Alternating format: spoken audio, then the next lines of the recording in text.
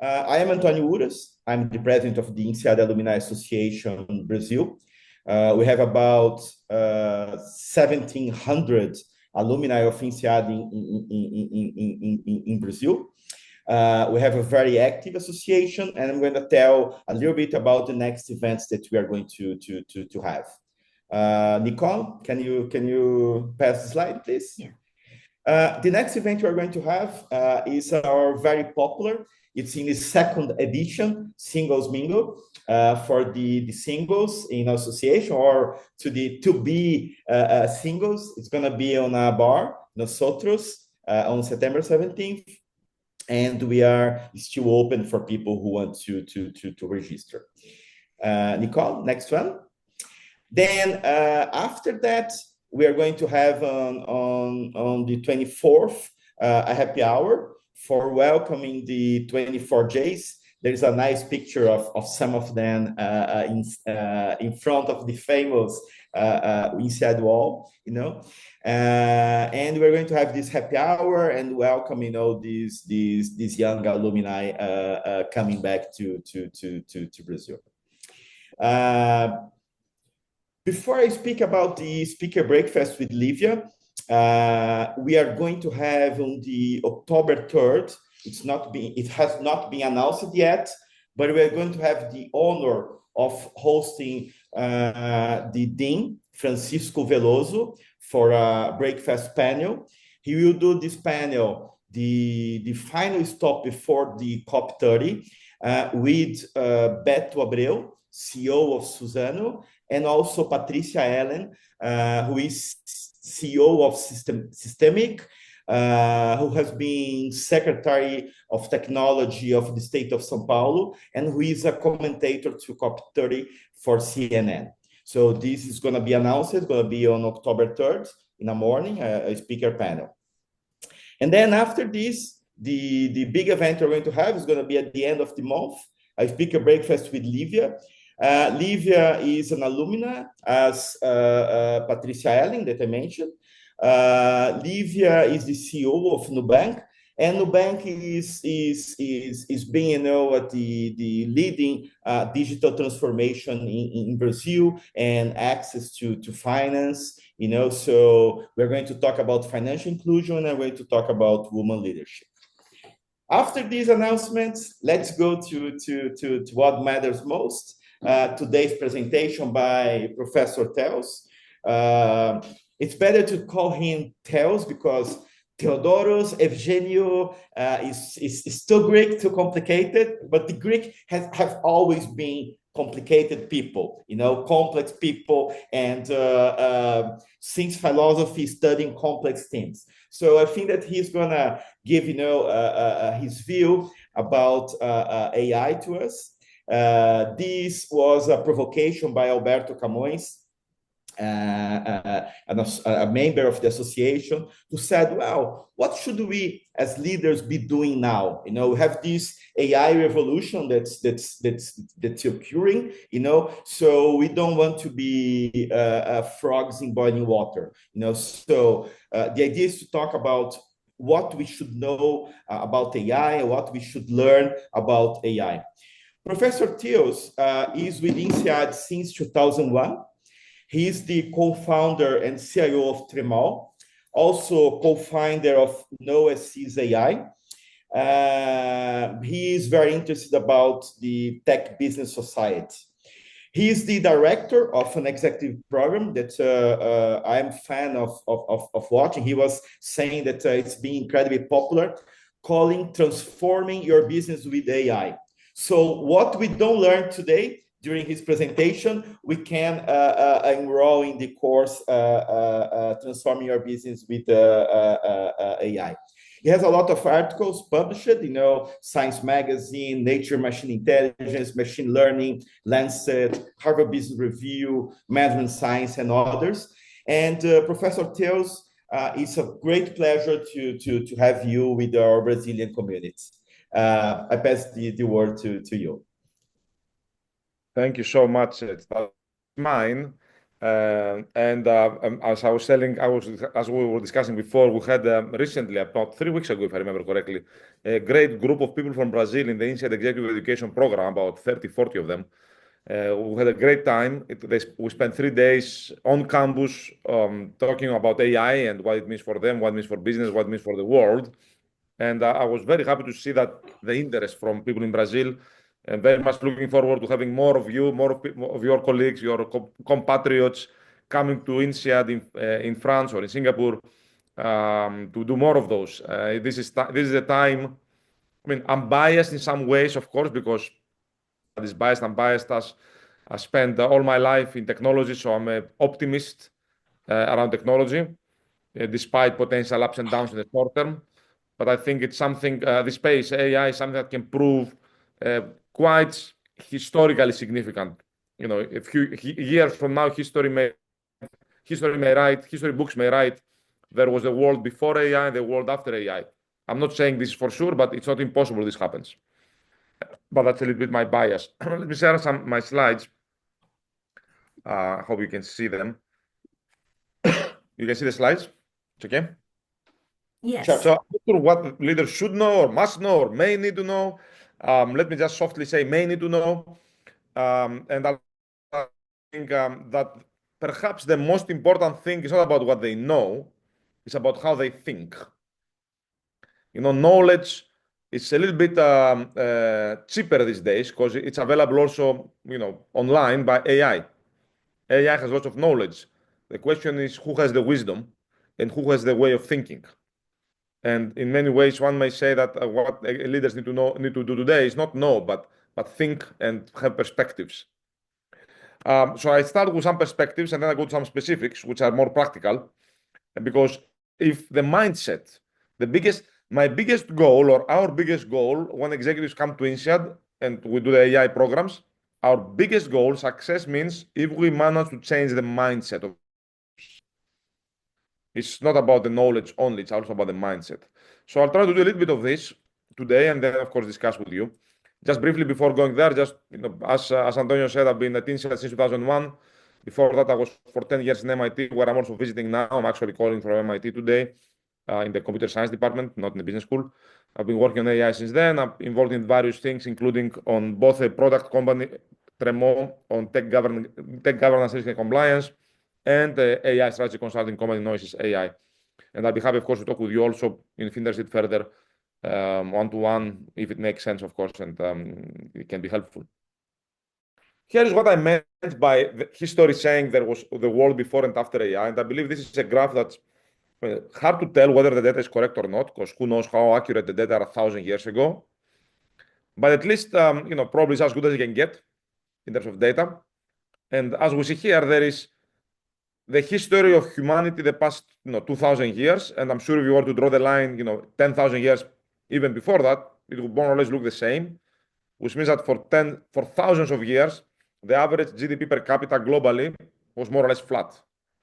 Not much change for thousands of years, right? And then something major changed. Of course, many things changed, not only one thing, but sometime in the 18th century, 19th century, things changed completely. Arguably, the biggest change there was the Industrial Revolution, which is the productization of the scientific revolution. Science discovers, industry productizes and adopts. And as you see, after that, the world was totally different. And the question is whether that was a one-off. Could it be that we are now going through a period that will make yet another change of this magnitude, which will make the exponential even bigger? And one can say that even though the scientific revolution and then the industrial revolution were done by the best scientists, humans, perhaps now we are at the beginning of another scientific and industrial revolution done by something which potentially is even more intelligent in some ways than us. The AI-driven scientific revolution. And this is not necessarily a theory. This is actually potentially, very much happening in reality on the ground as we speak.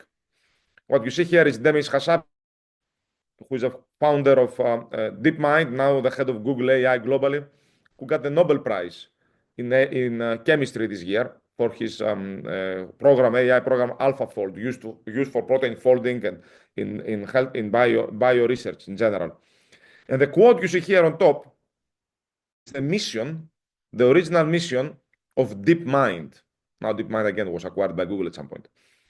Look at the mission of DeepMind, founded by an AI researcher who got a Nobel Prize in chemistry.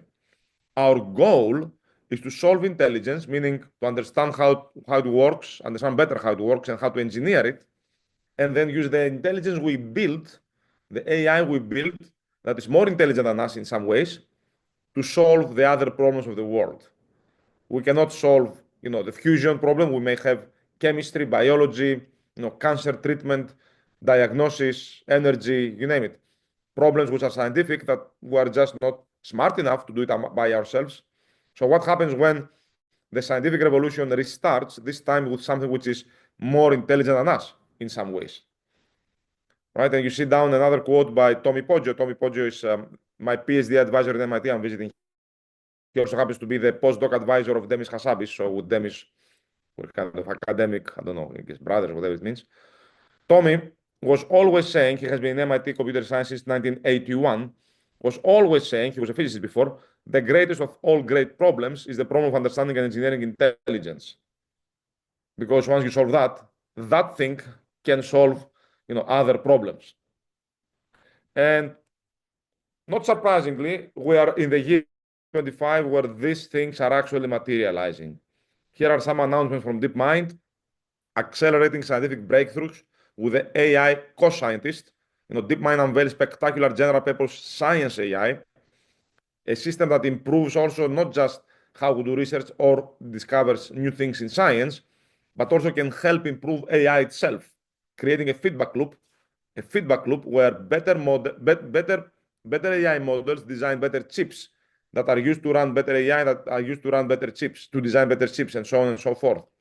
So we may be entering in an era where we have a new scientific revolution run by, or co-run, not run, co-run or run, who knows, by AI and humans, or only AI in some levels, where there is also feedback loops, flywheels, where things keep improving, where AI improves itself through improvement of all the infrastructure, including the chips used to train AI and run AI. So in that sense, one can argue that it's not impossible, of course nobody knows, it's not impossible that the big change we saw in the 19th century, 18th, 19th century with the industrial and scientific revolution done by humans may be cooking as we speak. So yes, maybe the market is overhyped, maybe the market is overheated. That's irrelevant in some sense, because the market does what the market does. Sometimes it's overheated, sometimes it's underheated. In the long term, the market will follow, of course, what happens in the long term. In the long term, we probably, thousands of years of trend, not 1 or 2 years, where technology, science, industrialization, productization are really changing the world. So that trend will not stop. There may be some ups and downs in the short term because of financing or who knows what, but these are details, and one shouldn't really focus on that too much. What this means is that as things get better and better, as we become better at compute, algorithmic ability, intelligence, data, more data, we can build things which are increasingly more intelligent. For example, we can build AI medical devices which are increasingly better at making more accurate diagnosis and even treatment recommendations. We can build, autonomous vehicles which are safer.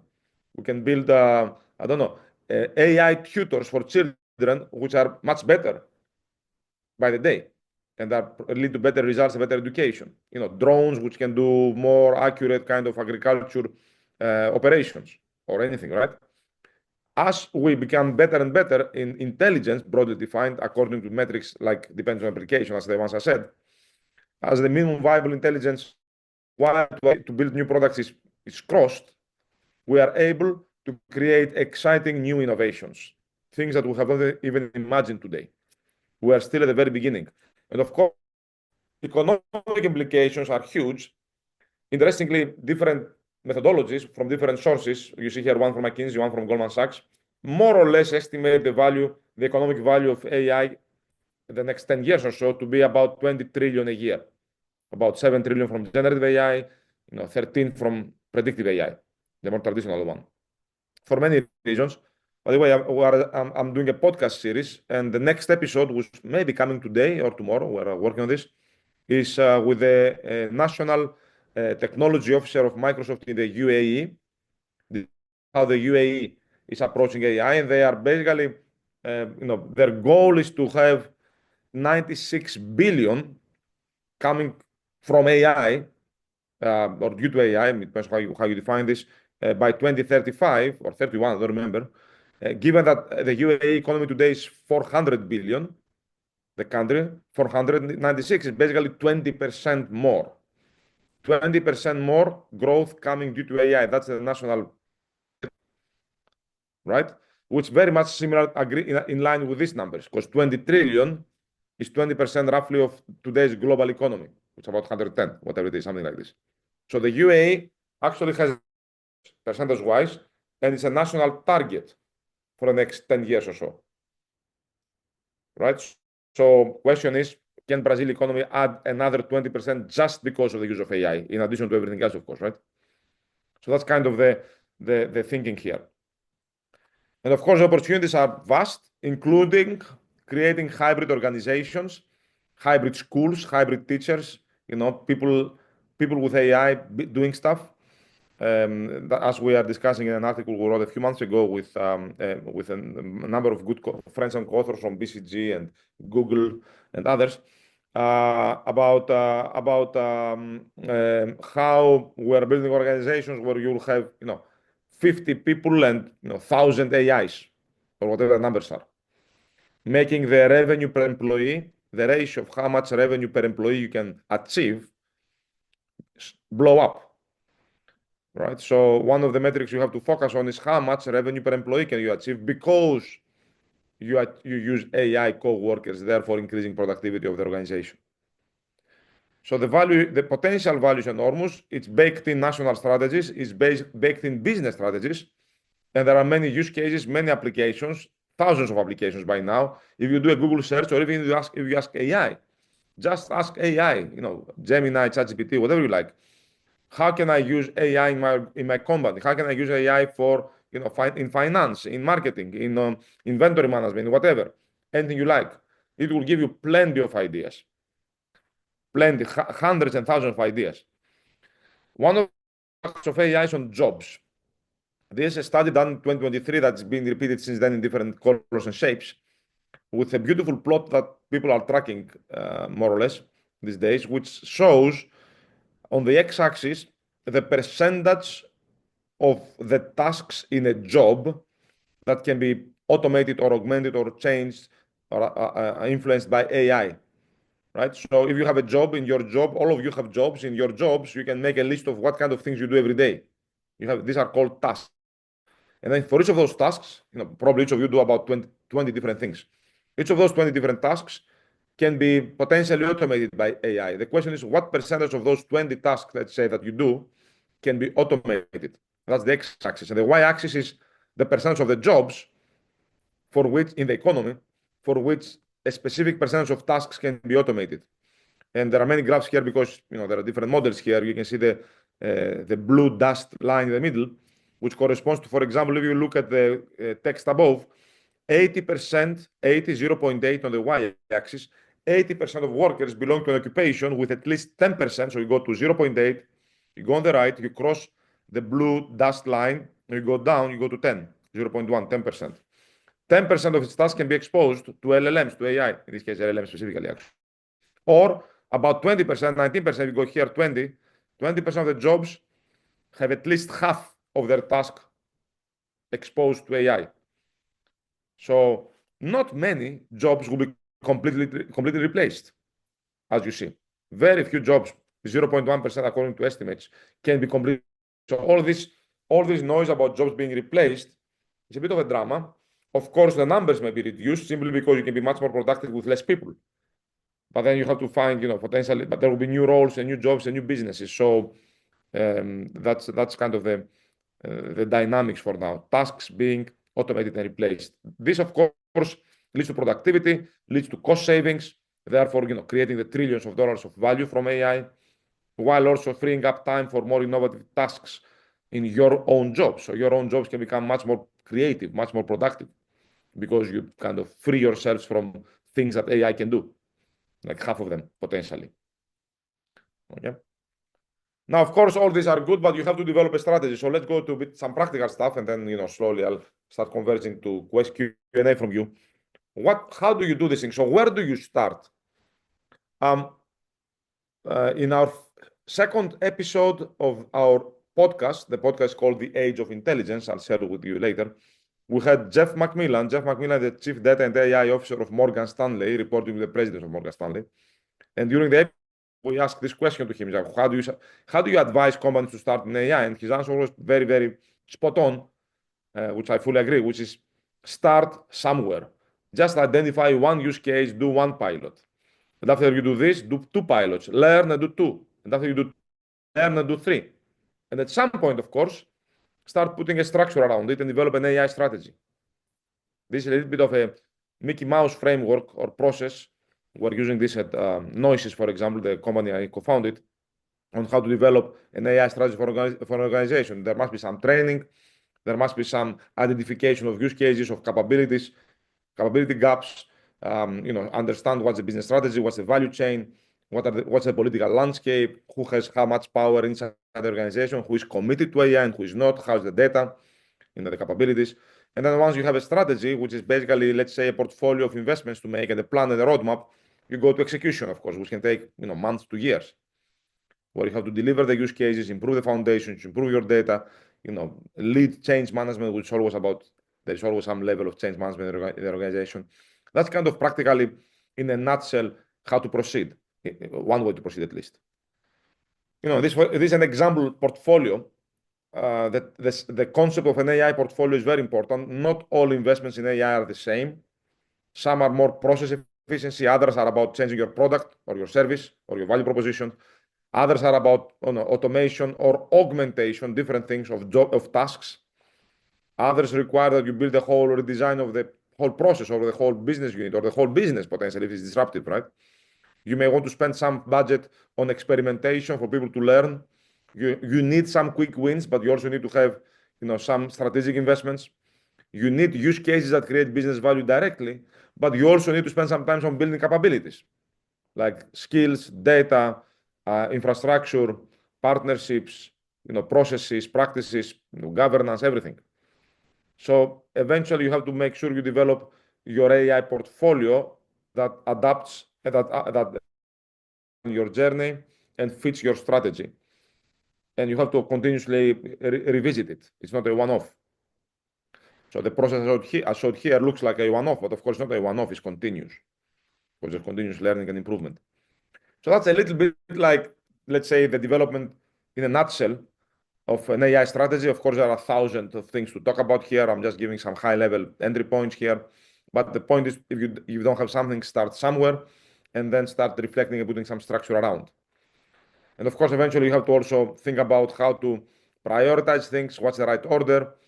So, for example, depending on the maturity and depending on what you want to achieve, you may want to start something that is currently mature enough, but also can be useful later on for something strategic. So, in this case, the strategic is the star on top, but to get to the star, you have to build building blocks now, right? You may have to find quick wins and midpoint kind of use cases and capabilities that you need to slowly build in order to do something strategic. So this is a whole idea of thinking about how do you prioritize your portfolio, your investments in a way that is more structured and more like taking into account how different objectives are potentially correlated. Because if you put together your data for one use case, let's say for customer support, this can also help you to run use cases and implement use cases for churn management or something, or marketing, or who knows what. Right? So you have to think in a more holistic way, not in a use case by case way. The term use case is kind of not the right term to use, but still you have to do some of that. And that's the whole thing of as a portfolio for your business, your AI strategy being where you put your investment, your time, your people, your resources, all that. And of course, this requires that you change the organization eventually. This is a plot from a well-known study from 2000, if you see as you see there, from Eric Brynjolfsson and Lauren Heath from, at the time, I think they were in MIT and Wharton, respectively. Now Eric is in Stanford, where basically they studied, it's the same lesson everywhere. That's why I repeat it. They studied how the value creation from investments in IT at the time. So the x-axis, you have LNI, how much a company invests in IT. And the z-axis, MV, is monetary value. Let's say return on investment, return on equity, margins, market share, you name it. And then you see that basically this was a survey of many companies, about 1,000. Think of it like a plot of 1,000 dots. Every dot is a company. And this is a mesh and interpolation across those 1,000 dots, 1,000 companies, more or less. So as you see here, there are different types of companies. Most of them don't get return on investment from technology. Almost only a few do. The ones back there at the back right corner. For example, the front right corner doesn't get return on investment. The question is why? And the answer seems to be that they invest in technology, but they don't make enough changes on the organization, which is the y-axis, org. You must rethink your processes, your incentives, the skill set, the roles, the structures, the organizational structures. You must rethink everything when you invest in technology. The same holds for AI. The same used to hold also for industrial technologies at the beginning of the 20th century. So nothing really new. This is almost like a law that says a new technology, NT, plus an old organization is an expensive old organization. You have to change the organization. Right? You can't just keep the old organization. Oh. Now, of course, the journey is more of a marathon with some sprints. I mean, there are different companies follow different paths. I've worked with this. I'm using this case, which I've done in 2019 or so, 20, from a big German company, E.ON. Even though the case by now one may say, "Oh, this 2019 things changed." Well, things didn't change really because the principles are the same. So you need sponsorship, you need talent, you need some quick wins to make sure people don't lose patience and get some momentum. You need some evangelization. It's not only about creating value with quick wins. It's also making sure people understand and get excited by that. Right? That's very important. You need to put in place the data governance. Data is key in AI, whether it's predictive AI or whether it's generative AI. So all those things are totally were necessary, are necessary, and will remain necessary. And also your investment process, a little bit like what I showed you, right? How you prioritize, how you build your portfolio, how you decide where to invest. All those things you have to put in place. Again, a few years back, I worked with the World Economic Forum. We developed an AI C-suite toolkit, organized as a number of questions. It's public, you can find it, but there are many other toolkits. I want to emphasize, even though technology keeps moving, a lot of the questions you have to ask as executives are basically still the same as what they were like with previous technologies, with some changes when it comes to AI that don't change over time. So where the 5 years ago, 10 years ago, and today, right? And this is very important to think. For example, what's the role of sponsorship? What are you supposed to do as an executive when it comes to what's your role, right? What about data and how's the reporting? What skills do you hire for when? All those questions are the same questions. New things, of course, are also around data. It's very important to focus to spend some time always on data. There is no such thing as AI without data. Even AI is data. Everything is data. The models are data. The weights of Gemini or the weights of Mistral or the weights of GPT-4, GPT-5 are data. Everything is data, right?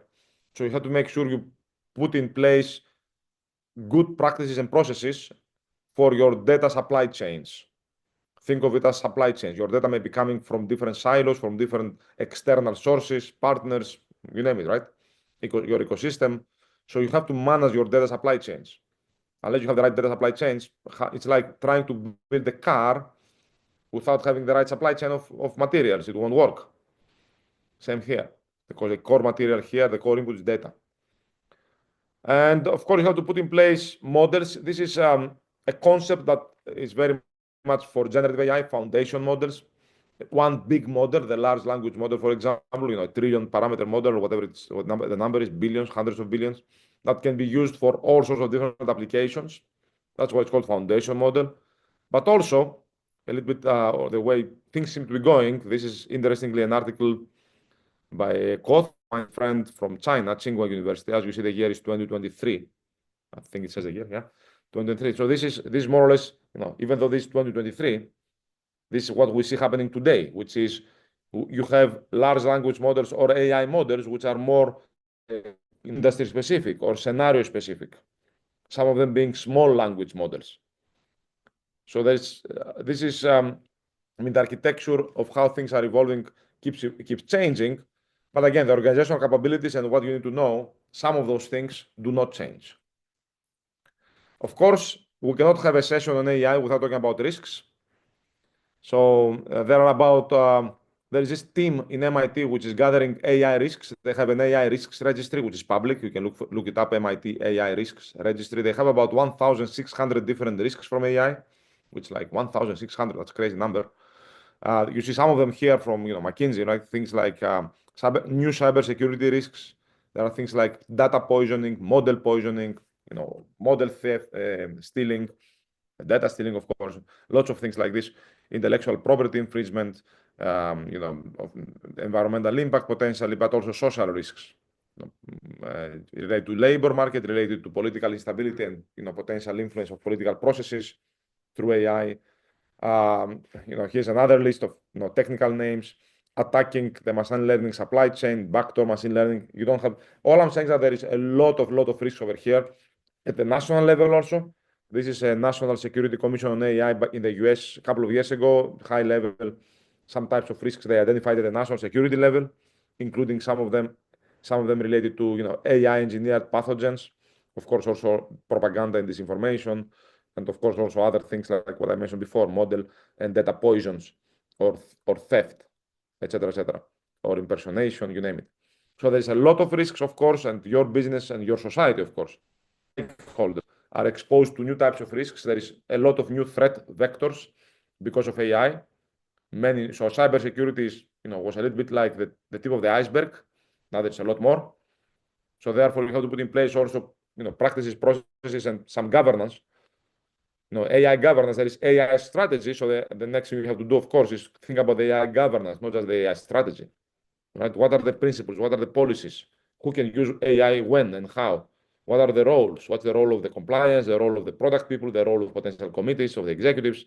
What are the processes for, let's say, reporting AI incidents, continuously improving the AI models, testing, doing risk and impact assessments, and the tools you need for all that stuff, including AI registries, documentation, monitoring frameworks, etc.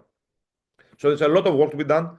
But again, as I said, the biggest thing is strategy, governance, execution, change. But the key thing is that you must have the right mindset. And the mindset is, just to step back a little bit on the bigger picture, this is a fast-moving space with significant implications. I mentioned the 96 billion UAE, but 20 trillion globally, which also creates significant new dilemmas. Which AI should you use? The one from China or the US kind of quotes. What's the trade-off between automation and workforce culture? And kind of the well-being and culture of the organization. Safety, privacy versus safety. How much you should experiment versus how much you should kind of build quickly or do strategic. Lots of capability. How much should you spend on use cases versus building your foundations, and how does this change over time? There is a lot of new dilemmas, right? Our values, because AI is behaving, it makes decisions, and AI may make decisions to give credit or recommend credit to somebody, not to other. AI online can provide different prices to different people. We all know this when we go to buy tickets or get hotels or whatever. So therefore, it has values. It may be discriminatory, for example. And the question is, how do you make sure that the AI you are creating or you are using behaves according to values you care about or your stakeholders care about? Again, this is from Jeff McMillan from AI at Morgan Stanley. 5 factors shaping the geographical leaders in AI. One of them is cultural aspects and values aspects. It's a lot to think about here. Let me close with one last thing. Where are we in the journey globally? Well, as I said, one can argue that we are at the beginning of a new scientific revolution with who knows what it will bring. Huge value for sure, huge new innovations, exciting innovations. But we're also in terms of the national and business level, we're also very early on the adoption side.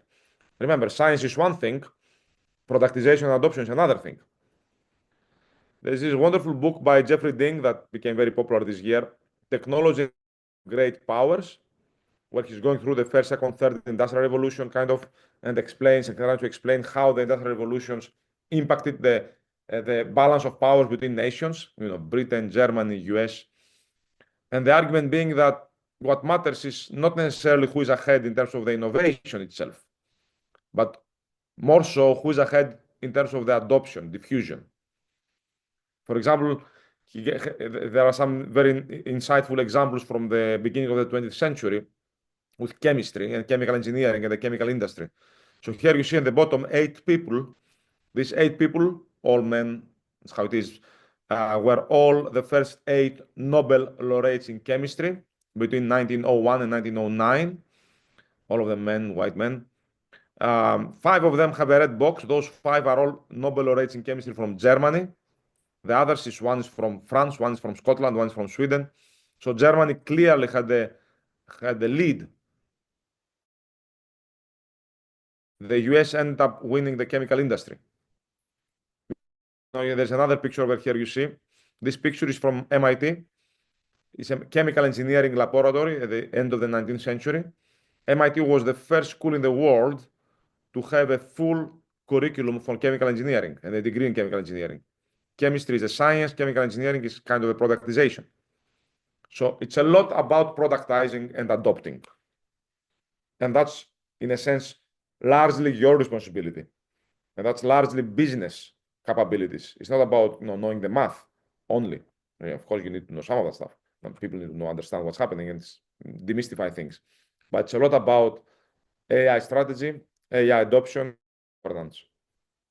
and capabilities to keep running.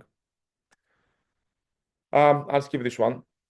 For those of you interested, just a couple of things here. This is also a QR code. I guess if you take a phone and you take a picture of this or something, but it's also on my LinkedIn. My LinkedIn, on my main LinkedIn page, I have pinned a couple of things. One is this, which is a brief history of AI that I wrote based on my kind of personal experience, the past 30 years in the space, where you see that the history of AI does not start 70 years ago. It starts, arguably, forever. This is Anaximander, an ancient Greek philosopher. Antonio mentioned about philosophers. This is an ancient Greek philosopher. What does an ancient Greek philosopher have to do with AI? Where, of course, it has a lot to do with AI. And things are not, history is not, step functions. It's continuous. So if you want to know more about, a view about where this is coming from, I wrote something on my LinkedIn. As Antonio mentioned, we have a number of executive programs on AI at INSEAD. INSEAD, as you know, has open enrollment executive programs where people from different companies are. So this is in AI. One is in person. I'm starting it on Monday, actually, next round. AI for business. It's 5 days, 3 times a year. It's in person, 2 times in Fontainebleau, 1 time in Singapore. And the other is transforming your business with AI, which is online. But then we also have a lot of company-specific executive programs. I mentioned some Brazilian group of executives that were coming from the same organization. So you have the C-suite or senior executives coming, spending a couple of days at INSEAD on AI, all of them from the same company or the same organization. The demand, I must say, the demand for executive education on AI is off the roof, which is, of course, great to see. And of course, more than happy to welcome you here. Finally, as I mentioned, lots of things, some promotion of the podcast. I mentioned a couple of episodes. Episode number 6 is coming out today, tomorrow. The Age of Intelligence with another INSEAD alum, Tim Gordon, where, as you see, our goal is to make people aware and sensitive to the point that AI is increasingly touching everything, and it's rebalancing the world, or at least has the potential to rebalance the world. So if you are interested, you can follow this on Apple. Again, on my LinkedIn, I have pinned the list of for the podcast, Apple, Spotify, Deezer, you name it, lots of things. That's all. I guess I hopefully it was on time. I want just to give you a mapping of some topics. I'm happy to take questions, of course. Right. So I didn't see any questions for now, but I see a question. Yes, Yeah. yes. Happy to take questions. So again, please add them on the chat. I see here. Sorry, I'm going through the chat now. To move us from theory to practice, can you give an example of a comment that has adjusted the AI supply? Well, I don't know what you mean by AI supply. I guess you mean the data supply chain. I'm not sure what you mean by unless you mean supply chain for AI, they're different questions. AI for supply chain, sorry. AI for supply chain. First of all, let me take the version of AI for supply chain, whether it's inventory management or whether it's quality control or predicting kind of delays and quality of deliverables, you name it. Interestingly, I was actually involved in a startup back in 2000, 25 years ago, which was AI startup out of MIT. It was an MIT spin-off, where we were using AI at the time, predictive AI, to predict, for example, delays of deliverables in the supply chain or the quality, what's the expected quality, how many broken parts per thousand or whatever it is, it depends on the business. The company was eventually bought by Dun & Bradstreet, Dun & Bradstreet being related to these kind of things. So that was already 25 years ago, right? But when it comes to, that's one area. When it comes to the AI/data supply chain, the important idea here is that one can say that it's rare that you have actually raw data. Raw data are from nature or from customers, but eventually they are processed. For example, you can have data that are processed and in order to give you a credit score, or data which are processed in order to give you a prediction whether somebody is interested in a product. And then you use that to also optimize, further down the line, other things like, your promotions or the way you prioritize the customers in, call centers or whatever, or the way you price your offerings depending on what you know about the customer. So there can be a sequence of AI outputs that fit to different models and different applications, and to make sure that you understand what the chain is, right? Now, when you go to data themselves, not models, the data supply chain, if I may call it this way, has a lot to do with data governance. It has a lot of, documentation, discovering data discovery, how you call it, being aware, everybody being aware where the data is. You may have data, but people don't know where they are, for example, right? Data ownership, data stewardship. Lots of companies, there's not one example. Data governance and data pipelines is kind of, most companies, well, not almost, many large companies are implementing already, because without that, it's hard to do much. The case I mentioned for Eon, which is public, you can find it online. There's plenty of information there about how they have done it and gives you lots of elements. But this is something that, yes, many companies do. So if you want to check one, you can check out the Eon one, for example, even though it's 2019, it has the elements there. Thank you, Cassandra. That's for me directly. Okay, fine. Alberto says, can you speak about ethical issues with AI usage? That's a great question. I think one way to think about it is that the moment you have an AI model, the main difference, or one of the main differences between AI and any other technology, there are many differences, but there is one difference which is critical. AI can take or influence decisions. For example, should the car turn left or right? Should the car wait for another car before entering the highway, or forcefully enter the highway and be rude, right? Should the car, should the price be higher for some people than others or not, right? Or anything. You can imagine it takes decisions or it influences decisions. Therefore, whenever something takes decisions or influences decisions, by definition, it makes choices, it makes trade-offs, and therefore it has values, or at least it exhibits values. How polite, how aggressive, how slow, how fast should autonomous vehicle be? Politeness is, and it's also cultural. Politeness in Brazil is probably not the same as politeness in Greece, although I'm sure we're similar, but or in other countries, right? So therefore, you have to make sure you understand your stakeholders, you understand your market, you understand, and you also make choices. How much privacy versus safety do we think we should strike? For example, Google versus another search engine which is called DuckDuckGo. DuckDuckGo has more privacy, but probably less quality results because less about you, right? Or privacy is another one which is during COVID. Should you track people? If you track people, if you don't do it right, there is privacy questions, but then it's more safe. because you know where people are, which have the virus, right? So lots of trade-offs that, first of all, you have to understand what they are before you even solve them. You have to be aware of them. They have to decide how to make them. This is a business decision, right? And then you have to make sure that the AI you implement or you adopt behaves according to those values.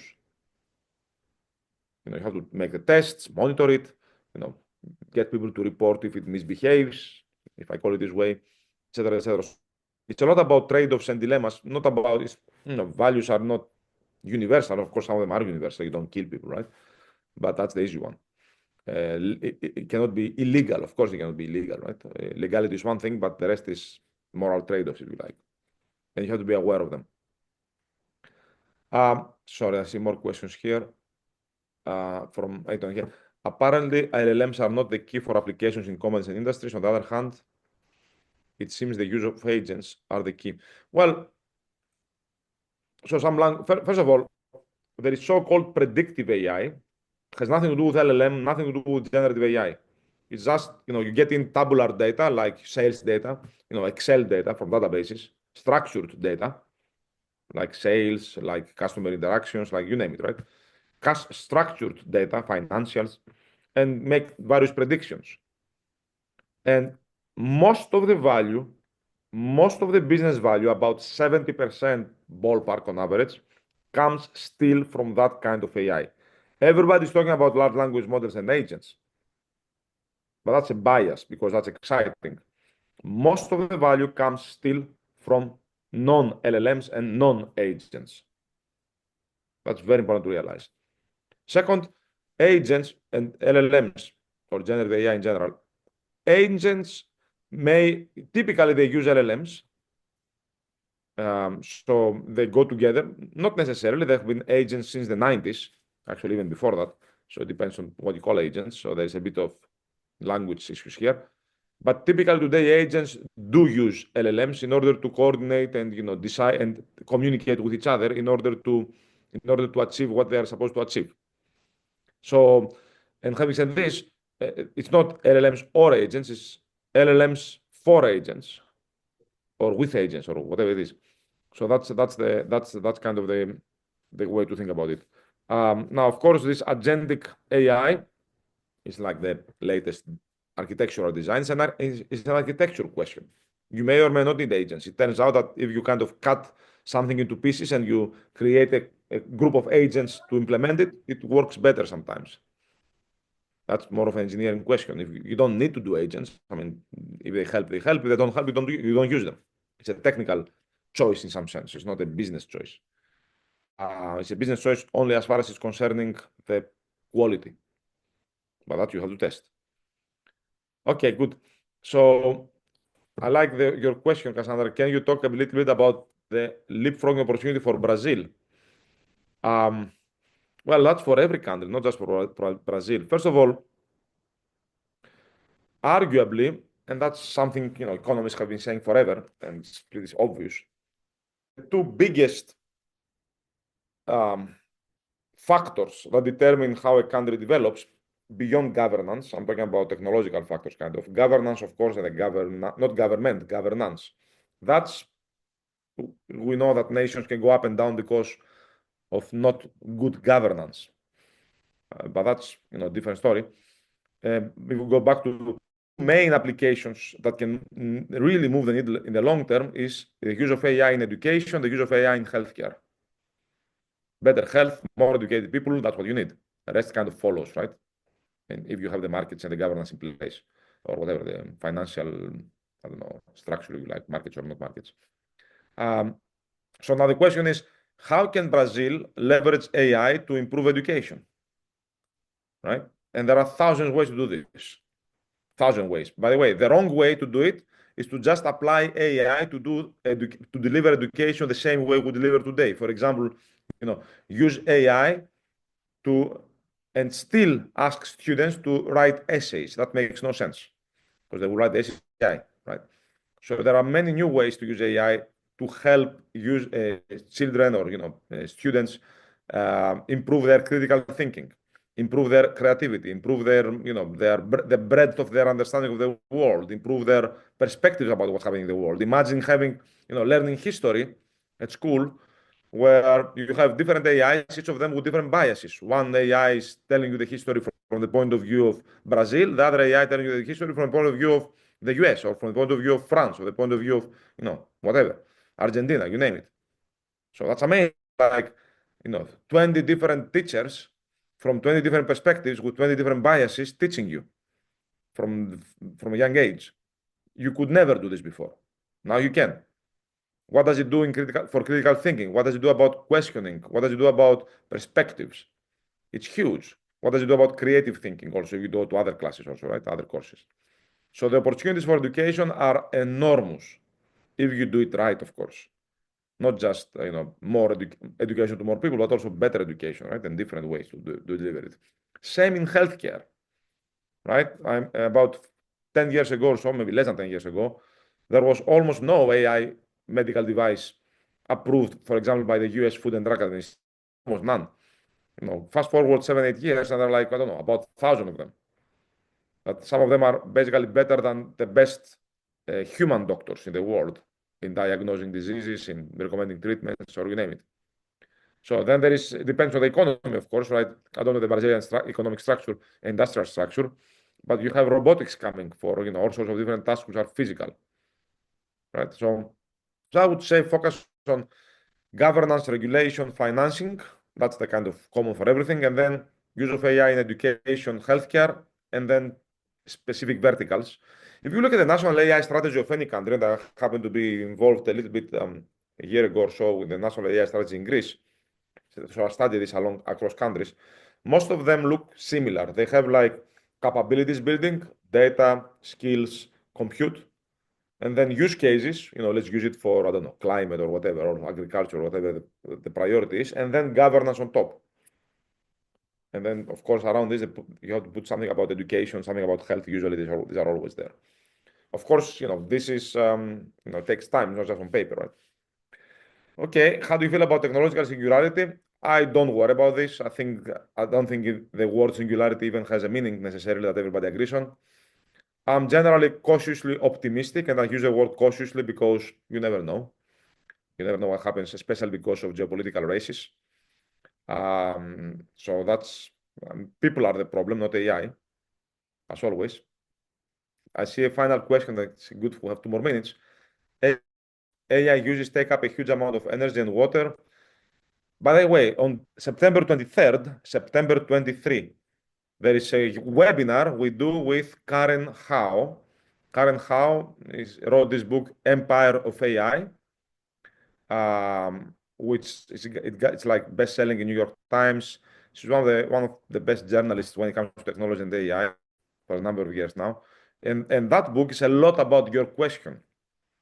Is the way we run AI today the right way or the only way? Is there a better way where we don't have to spend all this energy, all this water, and have create water shortages in some places, right? And all this, let's say low skill, not expensive labor in usually poorer countries that label data in conditions which are borderline inhumane. Is that the only way to do this, or there are other ways to do this? And that's part of the discussion we will have on September 23 on a webinar. So I encourage you to, I'm sure you've got an email by the lifelong learning of INSEAD, but if not, again, I posted this on, I think today INSEAD lifelong learning posted it on LinkedIn about the webinar. So, I encourage you to register and attend. I think it's at 11 or at 11 Paris time, if I remember correctly, on the September 23rd. So yeah, good question, but I think the bigger question is, do we have the right way to develop AI innovations, or there are different ways?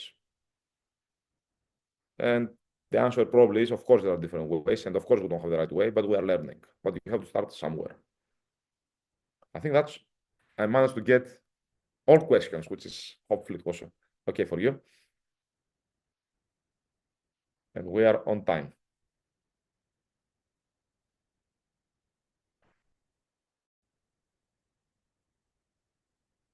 Antonio, Nicole. Yes, Professor Tells, many thanks for your presentation. I'm pretty sure that we have not explored all the doubts, you know. So I think that the best that people will start, you know, to follow you on LinkedIn. You know, I think that we have, you know, a huge, you know, INSEAD AI community with a lot of very good information, some very good spokespersons, you know. And people go for your course, you know, the transforming your business with AI. I'm gonna be on the next class. I promise you. Happy to see you also, some of you or others from Brazil on campus. It's fantastic. Everybody loves coming, as you know. So get in touch, and happy to be in touch, as I said, also individually, if I can be of any help in any way. So although the world is big and it's overwhelming what's happening with AI. It's really Excellent, excellent, and happy Global INSEAD Day to all.